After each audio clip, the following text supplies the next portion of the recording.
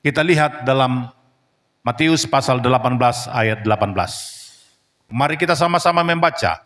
Aku berkata kepadamu, sesungguhnya apa yang kamu ikat di dunia ini akan terikat di sorga, dan apa yang kamu lepaskan di dunia ini akan terlepas di sorga. Bapak dan Ibu saudaraku yang terkasih, di dalam nama Tuhan Yesus Kristus, luar biasa hari ini, jikalau kita dengan suguhan kebenaran firman Tuhan yang disampaikan oleh evangelis kita tadi, yang mengatakan Tuhan mereka ialah perut mereka, kemuliaan mereka ialah aib mereka, pikiran mereka semata-mata tertuju kepada pikiran dunia. Siapakah ini? Siapakah orang yang seperti ini? Saudara bisa menjawab sendiri. Kalau terlalu sibuk hanya dengan memikirkan perkara-perkara dunia, ini dia. Dia sibuk dengan memikirkan perkara dunia. Sampai-sampai ibadah pun tertinggal. Sampai-sampai ibadah pun tidak ada kesempatan. Sampai berdoa pun tidak punya kesempatan. Karena apa? Sibuk dengan perkara dunia. Perkara dunia bermacam-macam, saudara. Ada itu tugas pekerjaan, ada itu bisnis, ada itu hal-hal yang lain. Ya, jikalau sibuk hanya untuk mengurusin dunia, Tuhan tidak suka dengan cara yang seperti itu. Tetapi Tuhan mau melihat suatu kesetiaan di dalam hidup kita. Apalagi hanya dengan urusan perut. Kalau sudah kenyang, sebenarnya Tuhan menunjukkan suatu pertanda bahwasanya orang-orang percaya bahwasanya Yesus ketika berkhotbah, dia memberi makan 5.000 orang belum termasuk perempuan dan anak-anak. Semua makan sekenyang-kenyangnya. Bahkan lebih lagi 12 bakul. Inilah menggambarkan suatu kekristenan yang urusan perut. Maka besoknya semua datang berduyun-duyun. Lalu dihalau mereka supaya pulang, supaya bekerja. Jangan ikut-ikut saja, karena mereka bisa makan bersama dengan Yesus. Jikalau kekristenanmu hanya karena berkat, doamu berkat, minta berkat, mujizat. Kau tidak ubahnya dengan orang yang ada di situ, di 5.000 orang itu. Kekristenanmu tidak beda dengan orang yang seperti itu. Hanya dengan urusan perut. Di antara yang 5.000 ini, belum termasuk perempuan dan anak-anak. Di antaranya itu, ada di antaranya orang yang seperti itu. Kalau hanya dia datang beribadah, dia datang masuk dalam kekristenan, hanya karena urusan perut, hanya karena urusan berkat, hanya karena urusan duniawi, hanya karena urusan mujizat. Dia tidak akan ubahnya seperti orang yang 5.000 itu. Besok ketika Yesus masuk di dalam pengadilan, masuk untuk menjadi tawanan-tawanan ataupun akan disiksa, akan diadili, dan akan dibawa, digantung di kayu salib. Yang 5.000 orang itu kemana sih? Kemana yang 5.000 orang ini? Yang menerima mujizat itu, yang menerima berkat itu kemana semua? Adakah suara dari mereka mengatakan jangan salibkan dia? Tetapi justru mengatakan semua, salibkan dia, salibkan dia. Itulah Kristen kanak-kanak. Oleh sebab itu saudaraku yang dikasihi Tuhan, sebagai Kristen jangan kau minta hanya urusan berkat. Kalau kau minta hanya urusan berkat, tidak ubahnya engkau menjadi di antara orang yang 5.000 itu hanya urusan berkat dan urusan perut. Tidak ada di antara kita seperti itu. Haleluya. Di antara kita yang hadir sekarang tidak ada yang seperti itu. Baik, Bapak dan Ibu saudaraku yang terkasih di dalam nama Tuhan Yesus Kristus. Kembali kita kepada ayat kita yang tadi. Di dalam tema kita mengatakan surga menjadi audience. Apa artinya? Perhatikan dengan seksama. Jangan ketinggalan. Jangan ketinggalan sedikit pun. Kenapa surga menjadi audience? Kata audience berasal dari orang-orang selebritis mungkin. Selebritis ketika nanti di sana ada tampil atau manggung seorang selebritis atau seorang penyanyi yang top, maka audiensnya semua akan datang berduyun-duyun, menyampaikan aplaus atau menyampaikan semangat karena ada yang mereka kagumi di sana, yaitu ada seorang penyanyi, ya, misalnya yang top, si Judika misalnya, ya, Judika, mereka apa teh? Judika Sihotang misalnya.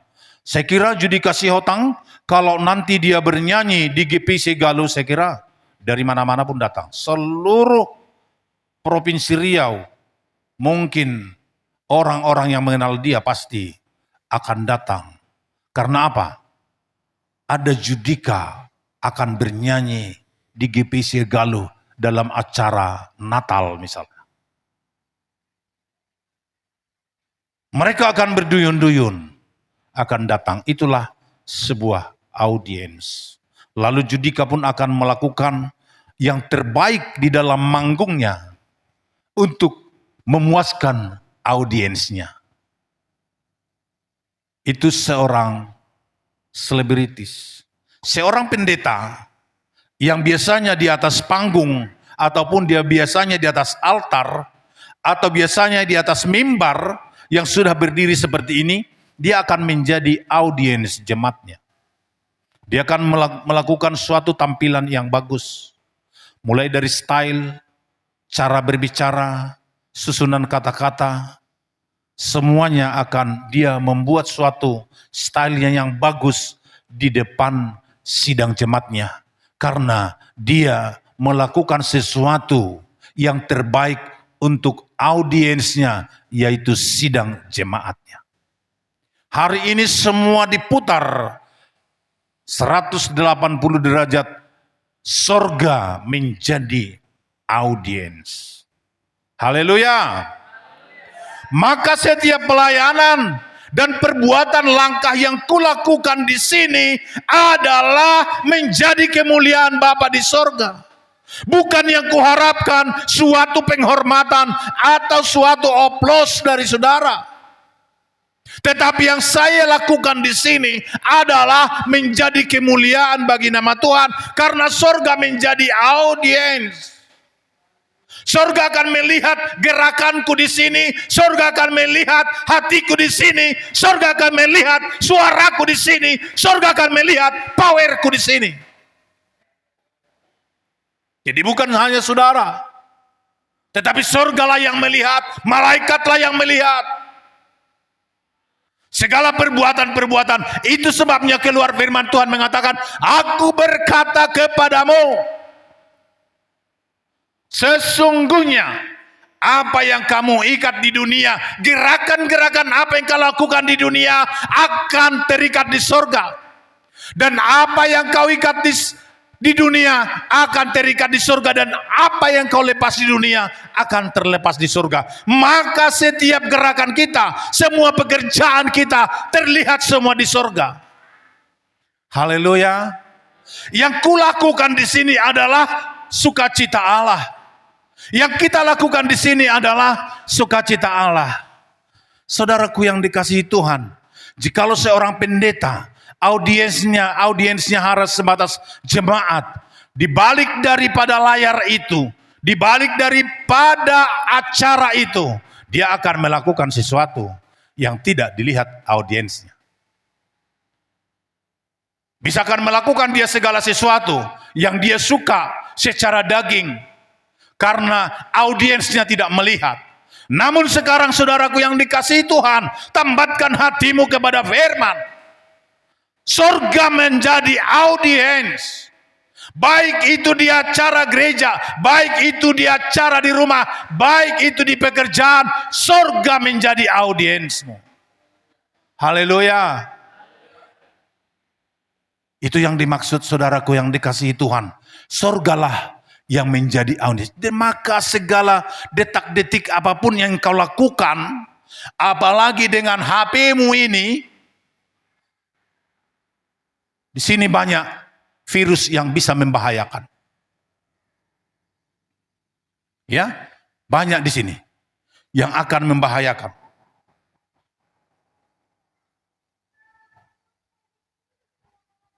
Kenapa seperti itu?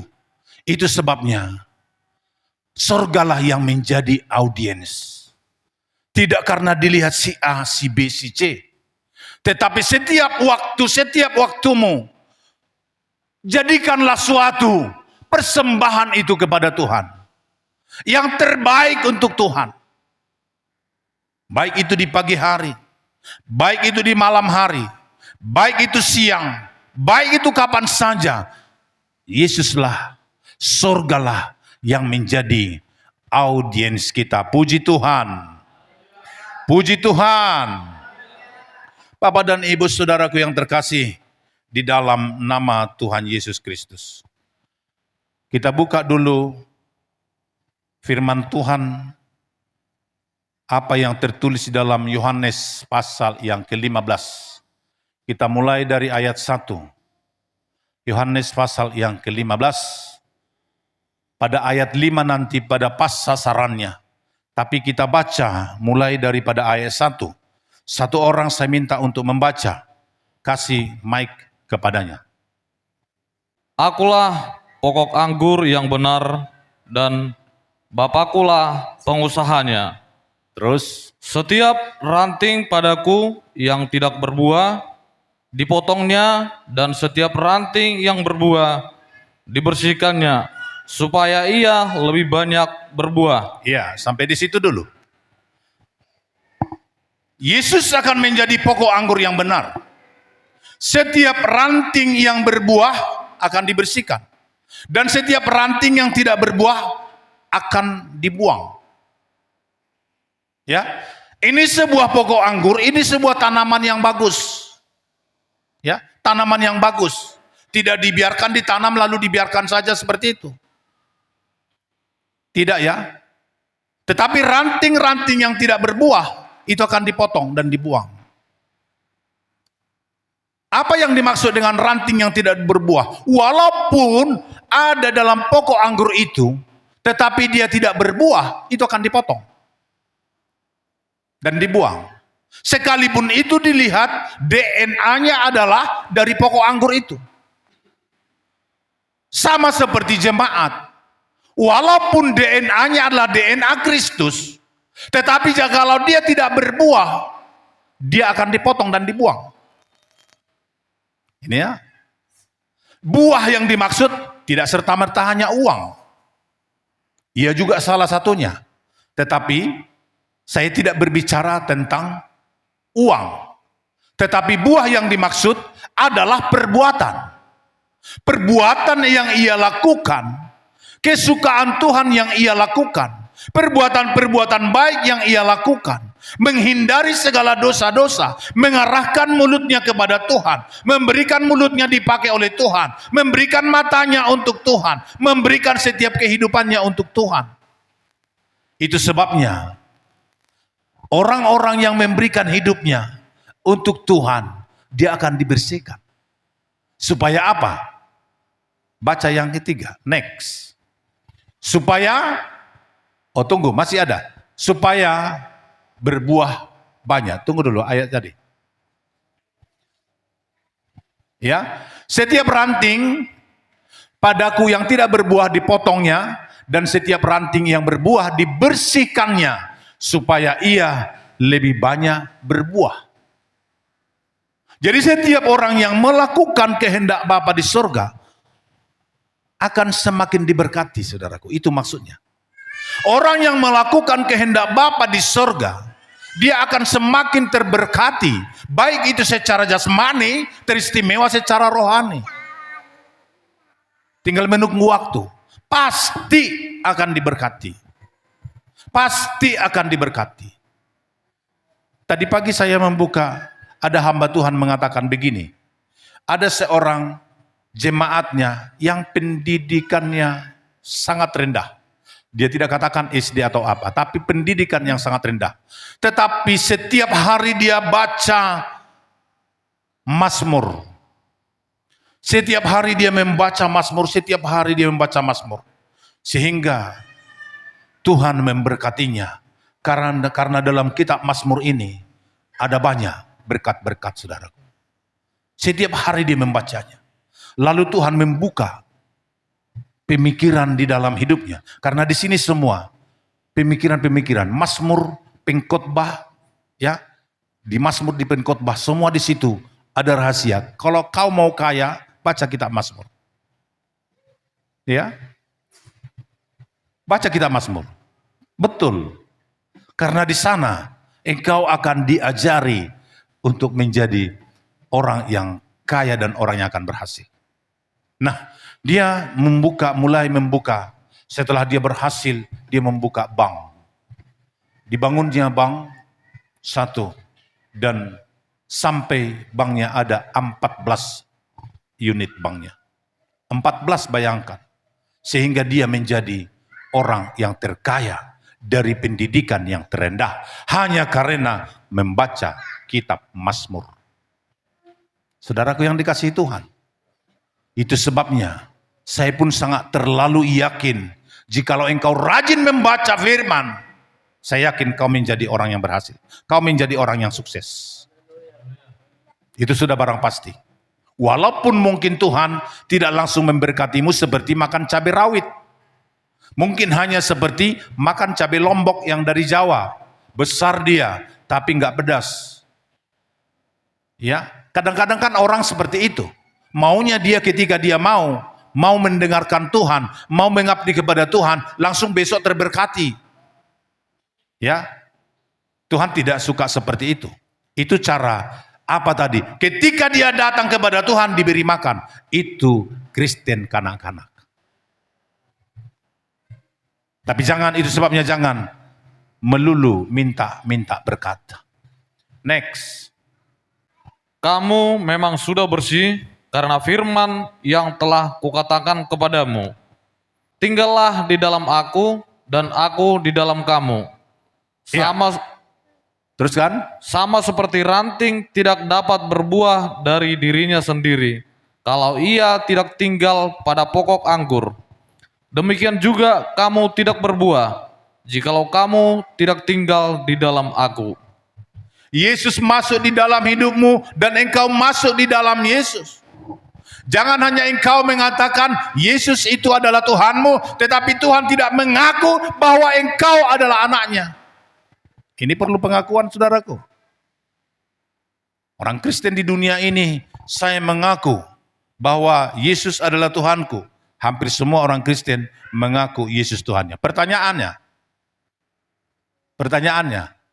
pernahkah Yesus mengaku bahwa mereka adalah anaknya? Halo. Yesus pasti mau mengatakan bahwa mereka adalah anaknya, adalah orang yang tinggal di dalam aku. Yang tinggal di dalam Yesus itu diakuinya menjadi anaknya. Diakuinya menjadi DNA-nya. Diakuinya menjadi pertanggungjawabannya. Diakuinya menjadi keselamatan dipastikan kepadanya. Karena apa? Karena sudah tinggal di dalam aku yang dimaksud. Terus, akulah pokok anggur dan kamulah ranting-rantingnya. Barang siapa tinggal di dalam aku dan aku di dalam dia, ia berbuah banyak. Sebab di luar aku kamu tidak dapat berbuat apa-apa. akulah pokok anggur yang benar dan kamulah ranting-rantingnya. Jikalau engkau tinggal dalam aku dan aku tinggal di dalam engkau, engkau akan bisa berbuah banyak. Tetapi jikalau engkau tidak tinggal dalam aku, engkau tidak bisa berbuat apa-apa. Gak ada apa-apanya. Ya, gak ada apa-apanya. Mungkin sebatas pengetahuan kita dia kaya karena dia jahat. dan sebagainya, itu hanya seperti angin yang sementara. Itu tidak akan ada apa-apanya. Firman Tuhan sudah menjamin, Tuhan pasti memberkati orang-orang yang tinggal di dalam Tuhan. Orang-orang yang tinggal di dalam Tuhan. Puji Tuhan. Ini sebenarnya ayat pamungkas. Ya, ini sebenarnya ayat pamungkas, yaitu ayat 5 ini. Barang siapa, yang mulai dari ayat yang pertama sebenarnya, ya. Ya, semua ini mulai dari ayat pertama sampai dengan ayat yang ke-8. Yohanes pasal 15 itu sebenarnya kita harus hafal. Yohanes pasal 15. Mulai dari ayat pertama sampai dengan ayat yang ke-8. Di sana dijelaskan suatu keberkatan, suatu kebahagiaan, suatu kebesaran yang Tuhan nyatakan bagi orang-orang yang takut akan Dia. Kita hubungkan dengan ayat tadi. Di sini tidak lagi hanya urusan perut, tetapi urusan keselamatan dan urusan kaya raya juga, dan urusan berkat-berkat yang akan mengalir di dalam setiap kehidupan kita. Puji Tuhan. Tingkatan-tingkatan di dalam iman. Yang pertama sekali dibaptis dengan air. Itu orang tanda bertobat. Kalau sudah bertobat dia dibaptis dengan air. Tidak ada lagi alasan untuk dia tidak dibaptis kalau dia sudah bertobat. Makanya kalau sudah dibaptis sudah pasti orang-orang yang sudah bertobat. Karena sebelum dia bertobat belum bisa dibaptis. Tapi setelah dia bertobat lalu memberi diri untuk dibaptis. Dibaptis pertama dengan apa? Dengan air. Lalu baptisan yang kedua. Kekristenan harus ada tiga-tiganya ini. Baptisan yang kedua apa? Yaitu dibaptis dengan roh. Tadi dibaptis dengan air adalah sebuah sakramen. Nah sekarang ini dibaptis dengan roh. Dibaptis dengan roh, apa yang dimaksud dengan dibaptis dengan roh? Berbahasa roh. Salah satunya iya. Tapi bahasa roh adalah tanda bagi orang-orang yang belum mengenal Allah. Tetapi yang paling akurat di sini, yang dibaptis dengan roh adalah yang melakukan Galatia 5 pasal yang ke-20. Yang dibaptis dengan roh adalah orang-orang yang ada di dalam Yohanes pasal 15 ayat 5. Yohanes pasal 15 mulai dari ayat 1 tadi kita sudah baca. Ini orang-orang yang sudah dibaptis dengan roh. Dan dia hidup dengan roh. Ada Tuhan di dalam hidupnya. Ya, ada Tuhan di dalam hidupnya, ada hidupnya, ada Tuhan di dalam hidupnya, ada dia di dalam Tuhan. Ini yang sudah dibaptis dengan roh. Dibaptis, kita ulangi dulu. Dibaptis artinya diselupkan, tidak hanya sebatas kaki atau tangan atau cuci muka. Tapi dibaptis dan juga tidak mandi. Bukan mandi dibersih-bersihkan lalu disiram, itu tidak mandi. Itu mandi juga namanya ya. Digayung gini. Tapi itu tidak dibaptis. Yang dibaptis, baptiso yang dimaksud adalah diselam. Diselam artinya keseluruhan. Nah, keseluruhan. Nah, di dalam dibaptis dengan roh, keseluruhan hidupnya ditawan oleh roh. Keseluruhan tanpa terkecuali di dalam hidupnya akan dipimpin oleh roh. Baik itu nafsunya dipimpin oleh roh. Semuanya kehidupannya dipimpin oleh roh.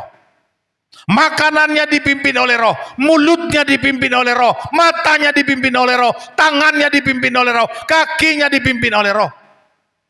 Makanya semuanya, perbuatannya menjadi kemuliaan bagi nama Tuhan. Ini yang dibaptis dengan roh.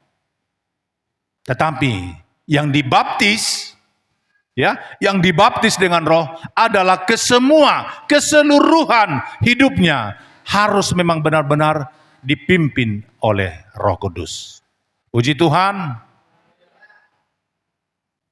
Ada tadi yang pertama dibaptis dengan air, yang kedua dibaptis dengan Roh. Setelah dibaptis dengan Roh ada satu lagi baptisan. Baptisan apa itu? Apa itu? Dibaptis dengan api. Dibakar. Kekristenanmu, imanmu diuji. Makanya kalau ada masalah di dalam keluargamu, itu dibaptis engkau dengan api.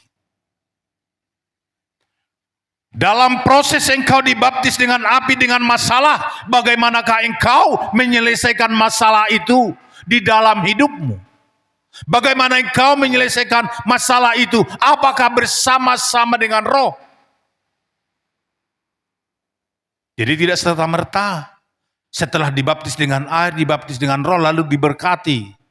Tunggu, karena berkat itu, ya, relatif itu. Jangan kita terlalu berpikir berkat itu adalah uang dan harta.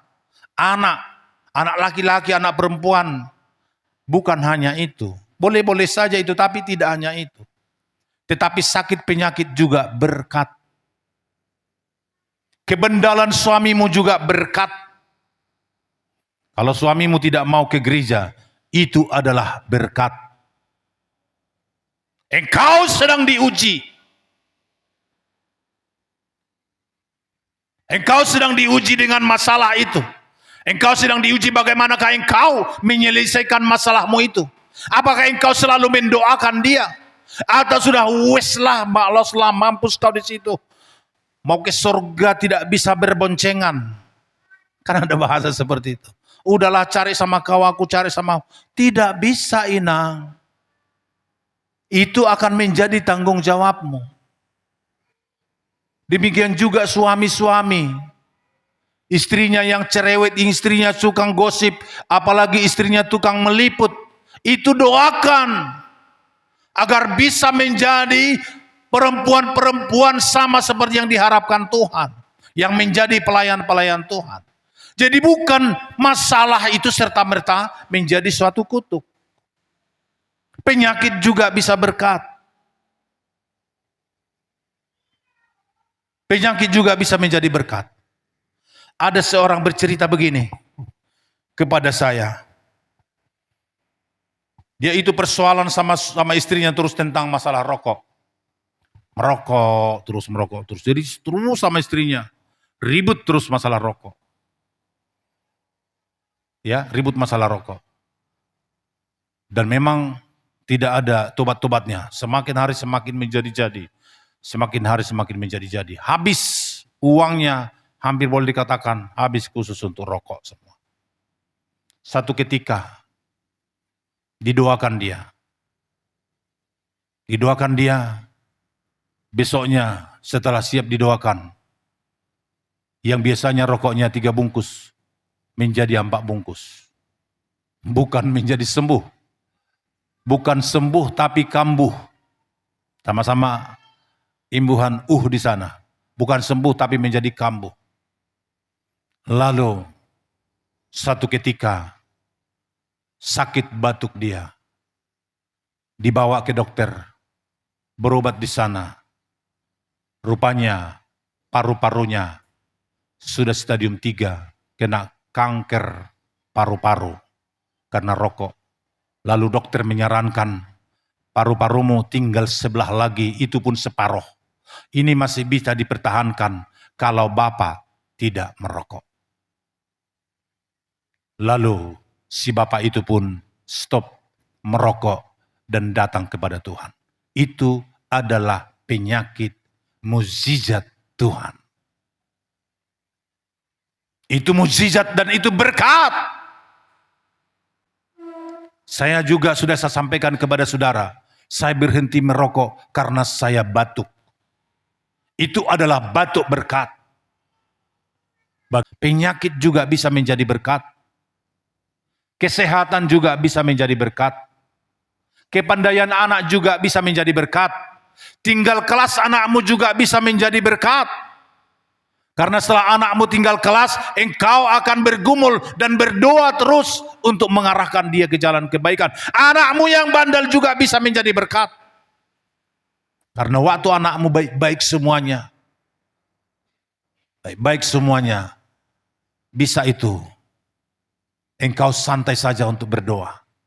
Tapi setelah dewasa mereka mulai hung sana, hung sini, sana sini segala macam.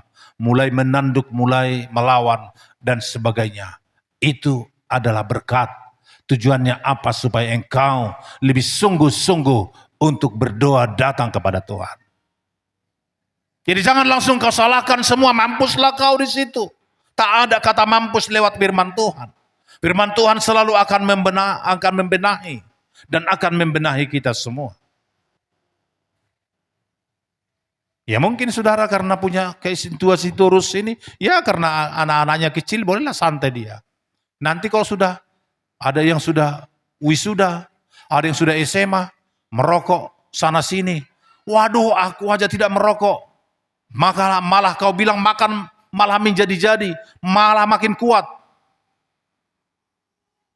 Itu semua berkat dan pergumulan di dalam setiap kehidupan kita. Itu sebabnya sebelum jatuh ke sana, ya, sebelum jatuh ke sana, engkau harus sungguh-sungguh untuk berdoa. Sebelum masuk di dalam malapetaka itu, sebelum masuk di dalam kanker stadium 3 ini, kau harus mau diajari dan diajak oleh firman. Jangan karena sudah stadium 4 lalu menangis-nangis, Tuhan, Pak Pendeta doakanlah aku, doakan. Habis minum menangnya koko. Mujizat saya mujizat. Padahal Tuhan mengatakan mujizatku nyata bagi dia. Karena dengan penyakitnya dia bertobat. Tapi mati Pak. Tapi mati Tuhan. Enggak apa-apa dia mati. Tapi bertobat.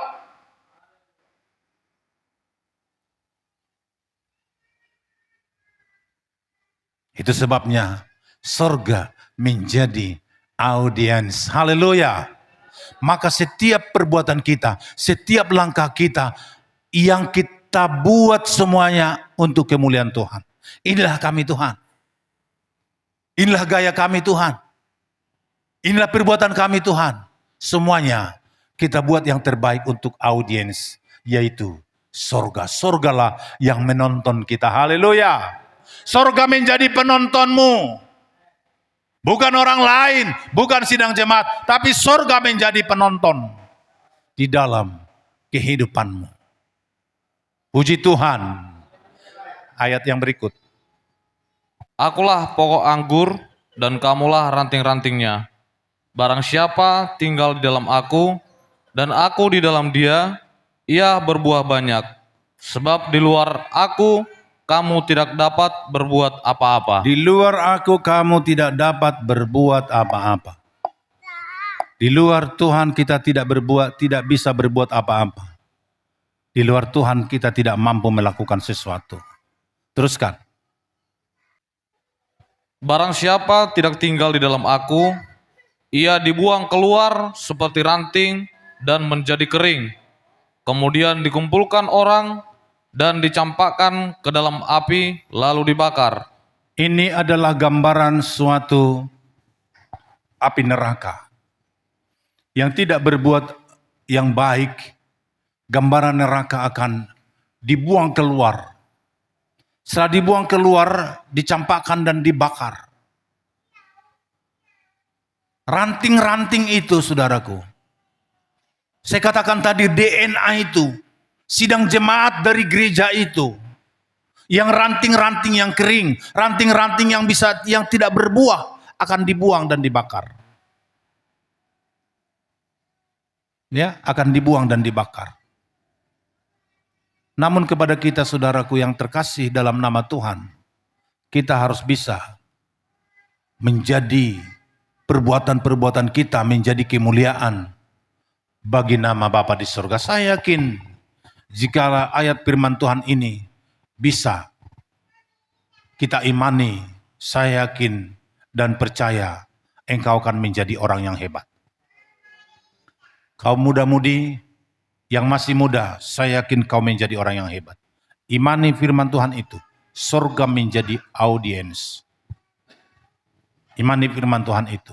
Maka semua perbuatanmu, semua perlakuanmu, baik itu di kantor, baik itu di lapangan, baik itu di pekerjaan, baik itu dimanapun, takutlah akan audiensmu itu adalah surga.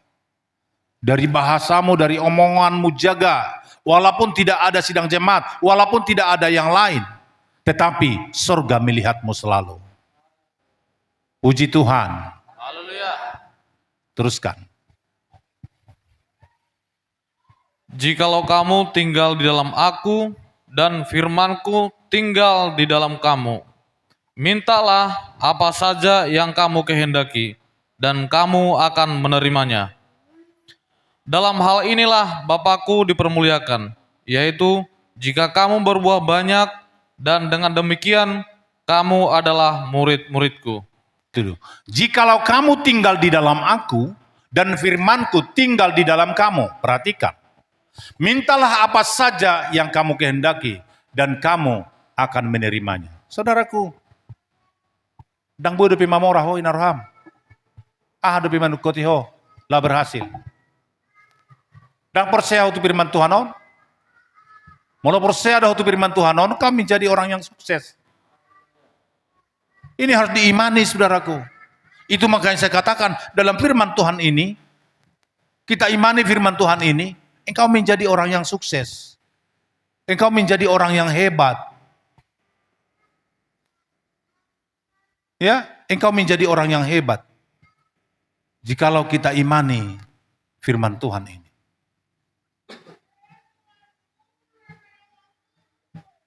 Karena dikatakan di sini, mintalah apa saja.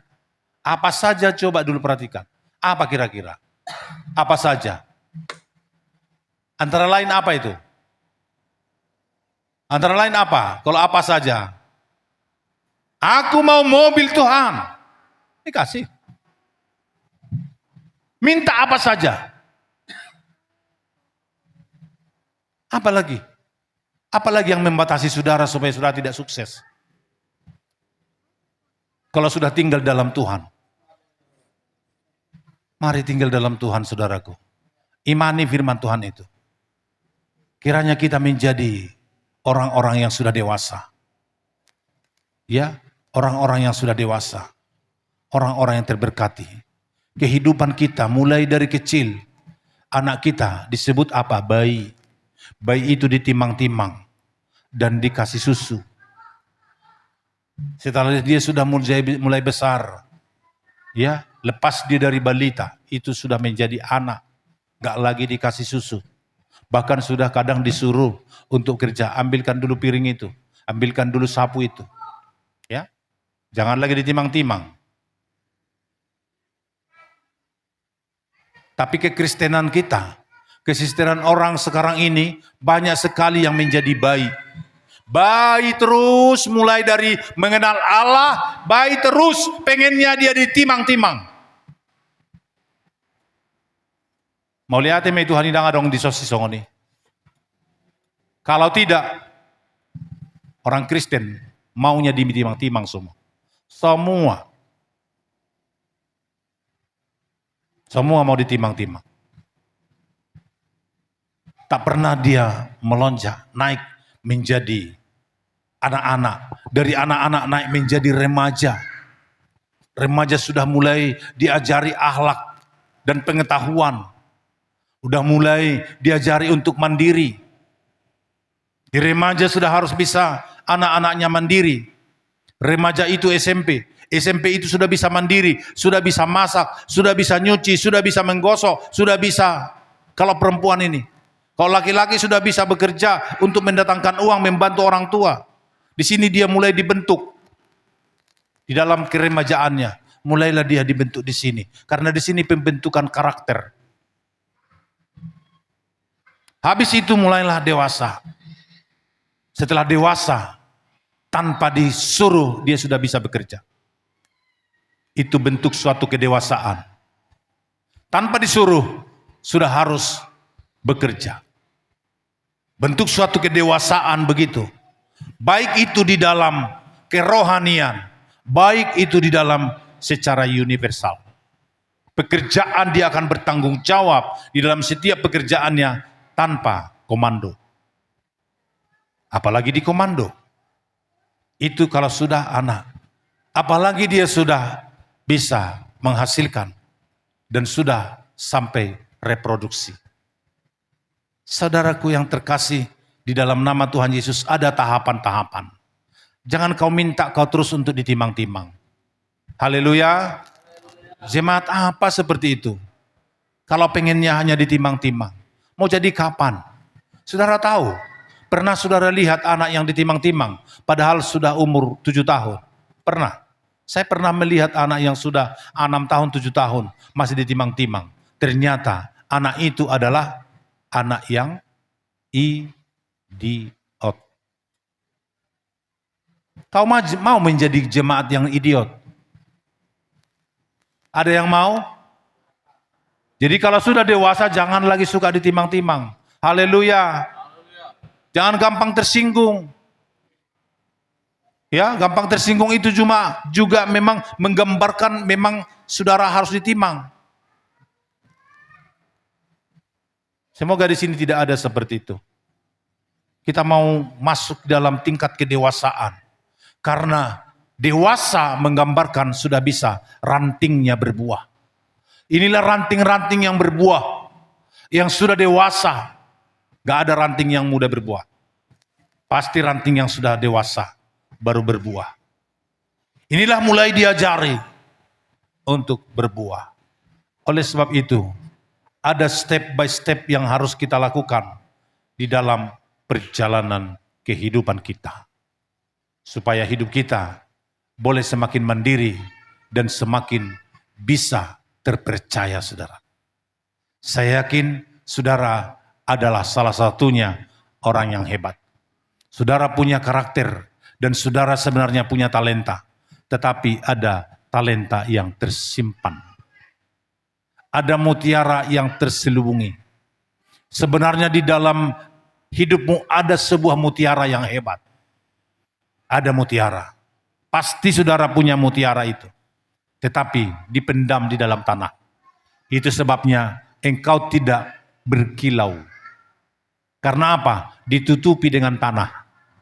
Tertutupi. Inilah firman Tuhan ini akan mencoba membuka tanah-tanah, membuka lumpur-lumpur, membuka kekotoran supaya engkau semakin cemerlang. Haleluya. Aminkan itu firman Tuhan bahwa engkau adalah orang yang hebat. Coba katakan dulu kepada sampingmu, engkau adalah orang yang hebat.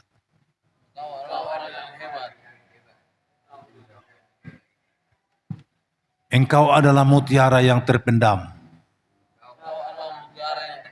Dok jeton, tepuk tu apanya? Tepuk jatuh dada apanya? Apa namanya? Engkau adalah mutiara yang terpendam.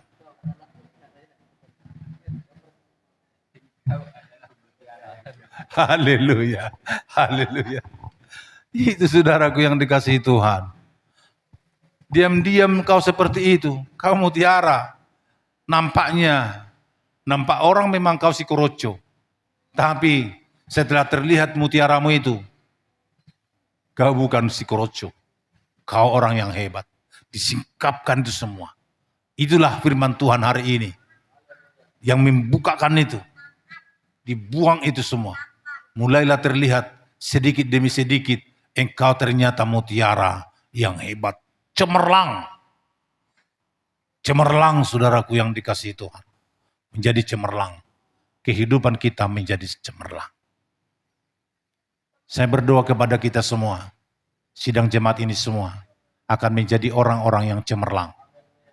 Yang penting, saya mengajak saudara supaya tinggal di dalam Tuhan. Tinggallah engkau dalam Tuhan. Tinggallah engkau firman-Nya di dalam hidupmu. Tinggallah Tuhan di dalam hidupmu melalui firman-Nya. Dan tinggallah engkau dalam Tuhan. Segala sesuatunya coba sampaikan kepada Tuhan. Saya yakin kita semua akan terberkati di dalam Tuhan. Terpujilah nama Tuhan, diagungkan, dimuliakan. Kebenaran firman Tuhan yang kita dengarkan, kiranya tumbuh, berakar, dan berbuah di dalam setiap kehidupan kita. Kita bangkit berdiri, kita sembah Tuhan, Allah kita yang sungguh baik, kita puji Dia.